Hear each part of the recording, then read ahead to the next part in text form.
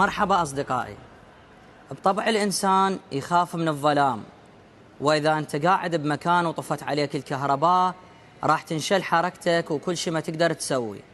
بس ضيفي انولد وهو غرقان بالظلمة، بس قدر يتحداها ويثبت وجوده ويصير مصباح ينور طريق الآخرين، ويسوي أشياء حتى اللي عندهم بصر ما قدروا يسووها، على الرغم من أنه فاقد البصر منذ الولادة، بحيث وصل إلى مرحلة يروح إلى ميادين القتال ويقتحم لهوات الحروب.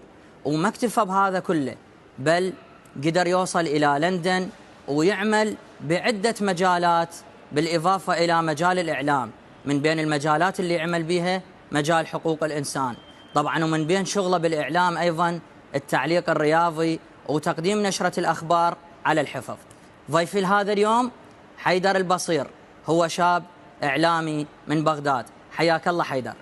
أهلا وسهلا معاذ، تحية لك ولكل السادة المشاهدين الكرام.